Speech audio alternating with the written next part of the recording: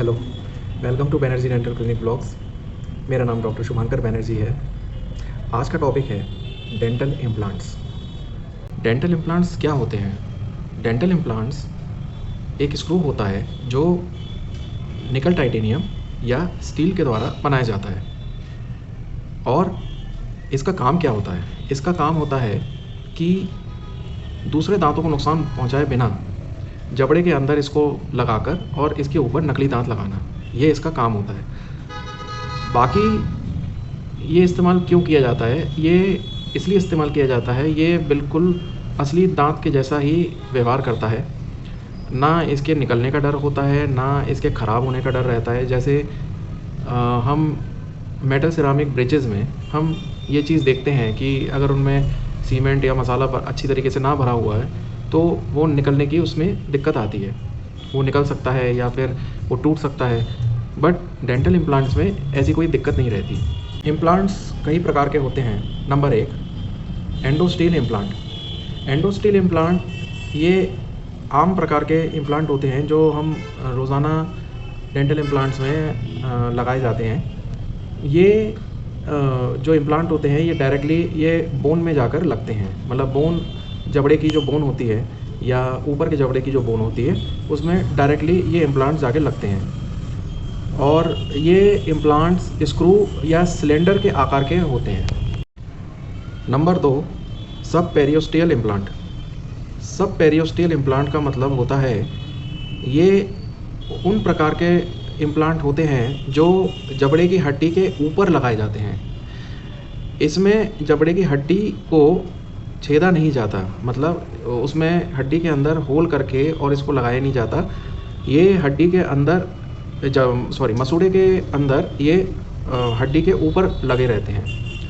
इसमें जो metal framework जो रहता है वो एक तरीके से प्लेटफॉर्म का काम करता है और उसके ऊपर जो स्क्रूज लगे रहते हैं वो नकली दांतों को या बत्तीसी को, जो डेंचर जो होता है, उनको पकड़ने के काम में आता है।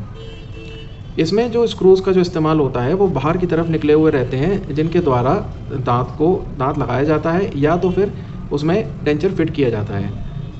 सब पेरियोस्टियल इम्प्लांट उन लोगों के लिए रहता है, ये उन पेशेंट के लिए अल्टरनेटिव होता है जो बोन ग्राफ्टिंग नहीं करवाना चाहते। बोन ग्राफ्टिंग का प्रोसीजर रहता है कि उसके जब जबड़ा पतला हो जाता है तो उसमें जो है उसमें आर्टिफिशियल बोन डाली जाती है, जिससे क्या है कि वहाँ पे बोन ग्रोथ हो जाती है।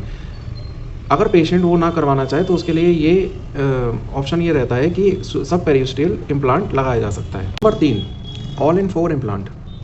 ऑल इन 4 इम्प्लांट ये सबसे सस्ता इम्प्लांट हम इसको मान सकते हैं। ये बहुत ही इकोनॉमिकल रहता है, बहुत ही सस्ता रहता है, क्योंकि इसमें जो 4 स्क्रू जो है वो ऊपर या नीचे वाले जबड़े में लगाए जाते हैं और उनके ऊपर पूरा का पूरा डेंचर उसमें फिट हो सकता है। जैसे कि किसी को डेंचर लगवाना है, ठीक है, अब उसमें उनकी हड्डी जो है या तो बहुत ज़्यादा पतली है या हड्डी तो ठीक है बट वो कुछ और इकोनॉमिकल चाहते हैं इम्प्लांट्स के अंदर, तो उसमें ऑल इन 4 इम्प्लांट्स का इसमें हम इसको यूज़ कर सकते हैं।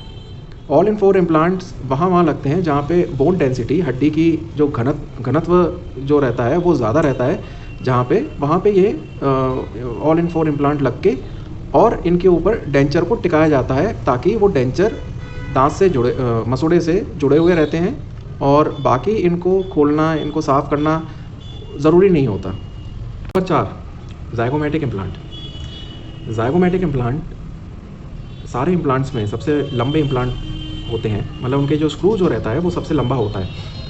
वो कहाँ इस्तेमाल होता है? वो इस्तेमाल होता है आपके गाल की हड्डी में। गाल की हड्डी के अंदर वो स्क्रू फिट किए जाते हैं ताकि उसके ऊपर डेंचर बैठाया जा सके या उनके ऊपर नकली दांत लगाए जा सके।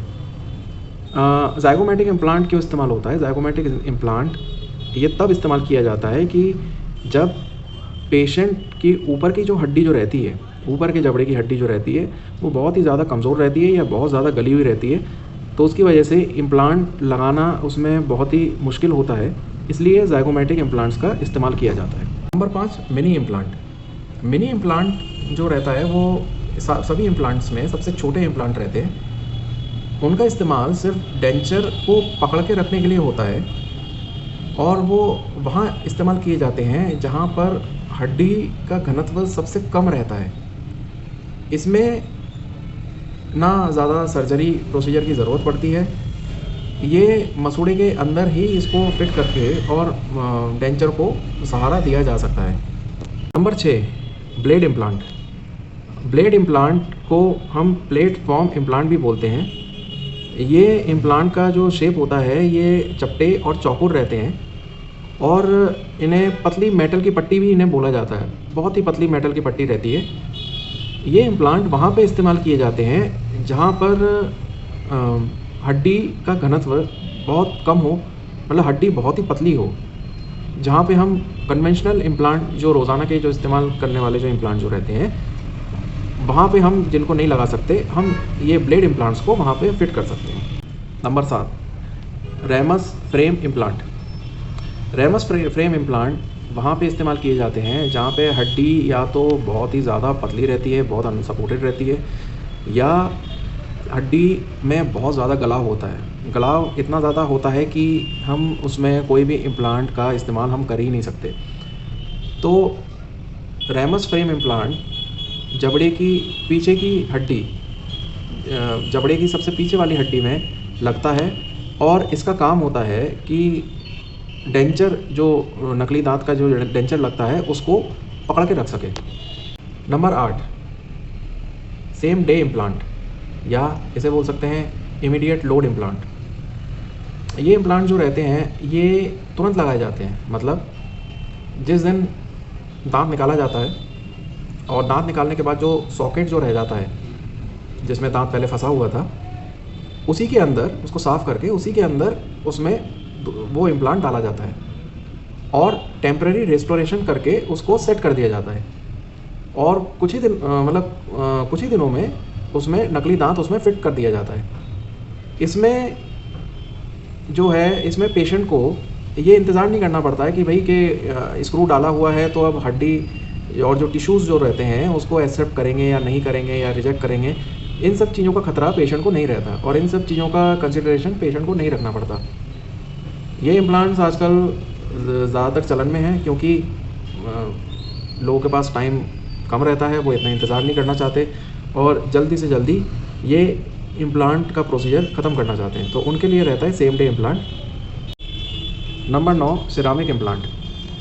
सिरामिक इम्प्लांट पूर्ण रूप से सिरामिक के बनाए जाते हैं, मतलब उनके स्क्रू भी सिरामिक के बनाए जाते हैं और सिरामिक इम्प्लांट बिल्कुल असली दांत जैसा ही दिखता है। जिनको मेटल से एलर्जी रहती है, जिनकी टिश्यूज़ जो है मेटल को बर्दाश्त नहीं करती है, उनके लिए सिरामिक इम्प्लांट बनाया जाता है और डाला जाता है। सिरामिक इम्प्लांट का जो कॉस्ट है वो नॉर्मल इम्प्लांट से 10 से 15 गुना ज़्यादा महंगा होता है। तो जिनको सेलिब्रिटी वाली स्माइल चाहिए, जो सेलिब्रिटी स्माइल चाहते हैं, या जो सेलिब्रिटीज़ होते हैं जो वो ये स्माइल उनको चाहिए, तो वो ज़्यादातर सिरामिक इम्प्लांट्स का उपयोग करते हैं। सामान्यतः डेंटल इम्प्लांट्स की कीमत 15,000 रुपये से लेकर 50,000 रुपये तक के बीच में रहती है। जो हम स्टेनलेस स्टील की हम बात करें, और जो टाइटेनियम की जो बात होती है, जो टाइटेनियम वाले स्क्रूज़ होते हैं उनकी कीमत थोड़ी और ज़्यादा रहती है, सिरामिक की सबसे ज़्यादा रहती है। ये क्वालिटी, लगाने की प्रक्रिया और कौन से टाइप का इम्प्लांट लगा रहे हैं उस पर भी निर्भर करता है, और इसमें कौन सा मेटल इसमें यूज़ हो रहा है या नॉन मेटलिक है उसमें भी इसके रेट्स जो हैं वो निर्भर करते हैं। अब मैं आपको बताता हूँ डेंटल इम्प्लांट्स लगाने के बाद की सावधानियाँ, क्या क्या सावधानियाँ आपको रखनी चाहिए, जिससे डेंटल इम्प्लांट अच्छी तरीके से टिश्यू में एडजस्ट हो जाते हैं, इनमें कोई ख़राबी नहीं आती और ये कभी परेशानी पैदा नहीं करेंगे। नंबर 1, मुंह की सफाई। साफ़ सफाई का विशेष ध्यान रखना पड़ेगा। मुंह की साफ़ सफाई का बहुत ज़्यादा ध्यान रखना पड़ेगा। साफ़ सफाई में दिन में 2 बार ब्रशिंग आएगी, दिन में 2 बार आपको ब्रश करना है। साथ में नॉन अल्कोहलिक माउथ वॉश, जो आपको डेंटिस्ट प्रिस्क्राइब कर सकते हैं ज़्यादा अच्छी तरीके से, नॉन अल्कोहलिक माउथ वॉश का आप इस्तेमाल करिए दिन में 2 बार ब्रशिंग करने के बाद। फिर उसके बाद फ्लॉसिंग का इस्तेमाल करिए। ये सब चीज़ें जब आप कर रहे हैं तो जो सर्जिकल साइट है उसको छेड़े बिना आप पूरे मुंह का आप सफाई कर सकते हैं। उसमें ज़्यादा छेड़खानी नहीं होनी चाहिए, क्योंकि उसको मूव करने से या उसको छूने से इन्फेक्शन की प्रोबेबिलिटी ज़्यादा बढ़ जाती है, इम्प्लांट का स्क्रू हिलने का डर होता है इत्यादि। नंबर 2, दवाइयाँ। जब इम्प्लांट लग जाता है तो उसके बाद डॉक्टर्स एंटीबायोटिक्स और कुछ पेन किलर्स प्रिस्क्राइब करते हैं। वो इसलिए होता है कि ताकि इन्फेक्शन से बचाव हो। कोई भी इन्फेक्शन, अगर मान के चलिए कि टिश्यू ने जो आपके बोन में जो इम्प्लांट लगा है वो रिजेक्ट हो गया, तो उसकी वो रिजेक्ट होने का सिम्टम क्या रहता है कि मवाद बनना या फिर इन्फेक्शन हो जाना, सूजन आना, ये सब चीज़ें हो सकती हैं, या दर्द होना। तो एंटीबायोटिक्स और पेन किलर इन सब चीज़ों का बचाव करते हैं कि ये चीज़ें ना हो। Number 3, heavy exercise. बहुत भारी वर्जिश से बचें, जैसे कि वेट लिफ्टिंग, या आप बहुत ही हाई रेजिस्टेंस वाली अगर आप एक्सरसाइज कर रहे हैं, उन चीज़ों से बचें, क्योंकि खून का बहाव ज़्यादा होने पर इन्फेक्शन की संभावना बढ़ जाती है और टिश्यू रिजेक्शन की भी संभावना बढ़ जाती है। हल्का, बिना ज़्यादा मिर्च मसाले का खाने का सेवन करें, क्योंकि वो जो सर्जिकल साइट है उसको डिस्टर्ब नहीं करेगा। नहीं तो अगर आप ज़्यादा मिर्च का खाना अगर लेते हैं तो सर्जिकल साइट को वो डिस्टर्ब कर सकता है, या खून का प्रभाव ज़्यादा बढ़ा सकता है, या वहाँ पे डिसलॉज अगर होता है तो उसमें टिश्यू इरिटेशन हो सकता है। धूम्रपान और गुटखे से दूरी बना के चलिए, नहीं तो नुकसान आपका ही है। क्योंकि धूम्रपान और अगर सिगरेट स्मोकिंग अगर आप इम्प्लांट लगाने के बाद भी अगर करते हैं तो उसमें सबसे ज़्यादा इन्फेक्शन बढ़ने के चांस होंगे, साथ में टिश्यू रिजेक्शन के चांसेस हो सकते हैं, जिससे इम्प्लांट फंक्शनल नहीं रहेगा। इम्प्लांट ढीला पड़ सकता है, क्योंकि हड्डी में इतना ज़्यादा गलाव होगा तो इम्प्लांट ढीला हो जाएगा, और भी कई सारे इन्फेक्शंस उसमें हो सकते हैं। Regular follow up. जब डेंटिस्ट ने आपको आने के लिए बोला है, दिखाने के लिए कि भाई हमें मतलब जैसे डेंटिस्ट को प्रोग्रेस देखनी होती है, तो वो आपको कुछ अपॉइंटमेंट्स देते हैं कि आप इतने दिन बाद आइए या 15-16 दिन बाद आइए।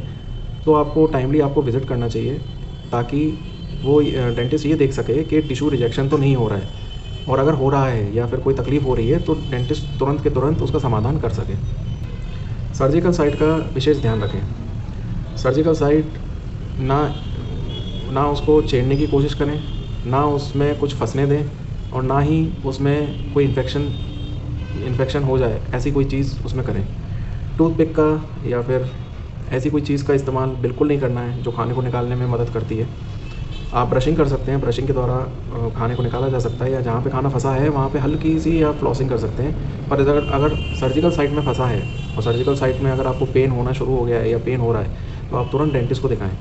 सर्जिकल साइट में अगर कुछ भी आपको सूजन, इन्फेक्शन या कुछ भी आपको पेन अगर महसूस होता है तो आप डेंटिस्ट को ज़रूर दिखाएँ। सो आई होप आज आपको ये मेरा वीडियो पसंद आया होगा। Please like, share and subscribe करें।